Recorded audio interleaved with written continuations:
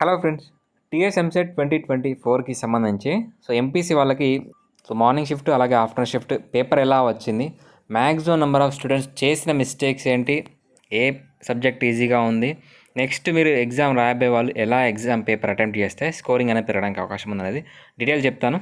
చివరి దాకా చూడండి. అలాగే ఈరోజు మార్నింగ్ ఆఫ్టర్నూన్ షిఫ్ట్ రాసిన వాళ్ళు ఖచ్చితంగా మీకు ఏ టాపిక్స్ నుంచి లేదా ఎలాంటి క్వశ్చన్స్ అడిగారు, ఆ క్వశ్చన్స్కి సంబంధించి డీటెయిల్స్ ఏమైనా మీకు ఐడియా ఉంటే మీకు కింద కామెంట్ సెక్షన్లో కామెంట్ చేయండి. మిగతా వాళ్ళకి యూజ్ అవుతుంది. ఎందుకంటే చాలామంది స్టూడెంట్స్ టెన్షన్ పడుతూ ఉన్నారు, ఏ క్వశ్చన్స్ ఏ టాపిక్ నుంచి వచ్చాయి, ఎలా వచ్చాయి, పేపర్ ఎట్లా వచ్చిందని. మీరు రాసిన వాళ్ళు లైవ్గా కామెంట్ చేస్తే మిగతా వాళ్ళకి యూజ్ అవుతుంది. నేను చెప్పడం కాదు, మీరు చాలామంది స్టూడెంట్స్ దగ్గర నుంచి ఫీడ్బ్యాక్ తీసుకొని చెప్తున్నాను. మీరు లైవ్గా చెప్తే మిగతా వాళ్ళకి ఇంకా హెల్ప్ అవుతుంది. ఇక డీటెయిల్స్లోకి వెళ్తే మనకి మార్నింగ్ షిఫ్ట్ ఆఫ్టర్నూన్ షిఫ్ట్లో మ్యాథ్స్ పేపర్ అనేది చాలా టఫ్గా వచ్చిందని అంటున్నారు. లెంతీ క్వశ్చన్స్ వచ్చాయి. మ్యాథ్స్ చాలామంది ఎవరైతే ఫస్ట్ మ్యాథ్స్ పేపర్ సాల్వ్ చేయడానికి ట్రై చేశారో వాళ్ళు టైం అనేది అక్కడే చాలా వరకు కన్జ్యూమ్ అయిపోయింది. అలాగే ఒకవేళ మ్యాథ్స్ మీరు ఫస్ట్ చేసి ఉంటే మీకు ప్రాబ్లం వచ్చినా, ఆన్సర్ వచ్చినా రాకపోయినా అక్కడ మీ మైండ్ అనేది టైర్డ్ అవుతుంది. నెక్స్ట్ మీరు ఏమైనా మ్యాథ్స్కి సంబంధించి కానీ లేదా ఫిజిక్స్లో ప్రాబ్లమేటిక్ చేయాలంటే మీ మైండ్ అనేది మీకు అంతగా సపోర్ట్ చేయదు. 3 hours మీరు కంటిన్యూస్గా చేయాలి కాబట్టి ఫస్ట్ టైం మ్యాథ్స్ చేస్తే మీకు మినిమం 1 hour మ్యాథ్స్ చేయడానికే సరిపోతుంది. 1 hour మినిమం, 1.5 hour కావచ్చు, 2 hours కావచ్చు 80 క్వశ్చన్స్ చేయడానికి. ఫిజిక్స్, కెమిస్ట్రీ మనకి మోడరేట్ లెవెల్, కెమిస్ట్రీ కొంచెం అన్నిటితో పోల్చుకుంటే కెమిస్ట్రీ ఈజీగా వచ్చింది.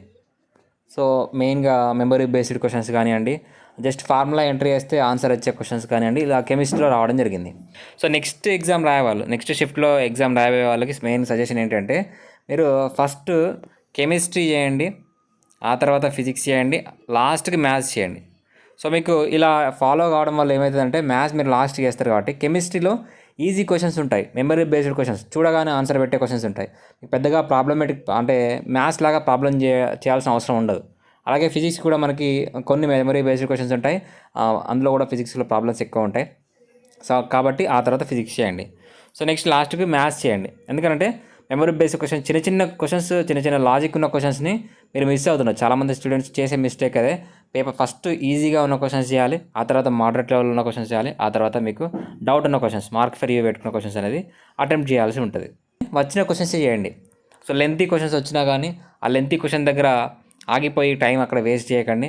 ఆ క్వశ్చన్ రాలేదు, ఆ క్వశ్చన్ ఎక్కువ టైం తీసుకుంటుందంటే దాన్ని స్కిప్ చేయండి, నెక్స్ట్ క్వశ్చన్కి వెళ్ళండి. ఫిజిక్స్ అయినా, మ్యాథ్స్ అయినా, కెమిస్ట్రీ అయినా ఏదైనా మీకు ఎక్కువ టైం తీసుకుంటుందనంటే ఆ క్వశ్చన్ని అక్కడే స్కిప్ చేయండి.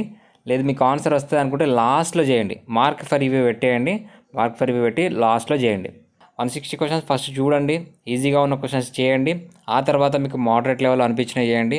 లాస్ట్కి మీకు ఏమైనా చీట్ కోడ్స్ కానివ్వండి, ఏమైనా అప్లై చేయాలనుకుంటే అప్లై చేయండి. మీకు లెంతీ క్వశ్చన్స్ కానివ్వండి, ఇలా ఆడ్ వన్ అవుట్ డిఫరెంట్గా ఉన్న క్వశ్చన్స్ ఎలిమినేట్ చేయడం కానివ్వండి, ఇలా ఇవి చేయండి. చీట్ కోడ్స్ మ్యాక్సిమం లాస్ట్కి అప్లై చేయడానికి ట్రై చేయండి, ఫస్ట్ నుంచే చీట్ కోడ్స్ అనేది ట్రై చేయొద్దు. ఓకేనా. ఫస్ట్ మీకు ఎంత సబ్జెక్ట్ వస్తుందో ఆ సబ్జెక్ట్కి సంబంధించి రిలేటెడ్ ఇన్ఫర్మేషన్ ఆన్సర్స్ ఏమైనా ఉన్నాయో అవి చేయండి, పర్ఫెక్ట్గా వచ్చినాయి. ఆ తర్వాత కొంచెం డౌట్ ఉన్నాయి చేయండి, ఆ తర్వాత లాస్ట్కి చీట్ కోడ్స్ అప్లై చేయండి. ఫస్ట్ ఎట్టి పరిస్థితిలో మీరు మ్యాథ్స్ అనేది టచ్ చేయొద్దు. ఇది నా సజెషన్. మీకు ఒకవేళ మ్యాథ్స్ వస్తుంది అనుకుంటే మ్యాథ్స్ చేయండి, కానీ మ్యాక్సిమం మ్యాథ్స్ అనేది లాస్ట్కి చేయడానికి ట్రై చేయండి. ఫిజిక్స్, కెమిస్ట్రీ కంప్లీట్ అయిన తర్వాత మ్యాథ్స్ చేయండి. ఓకేనా. ఇది రేపు రాయబోయే వాళ్ళకి ఆల్ ద బెస్ట్. ఇంకేమన్నా డౌట్స్ ఉంటే కామెంట్ చేయండి.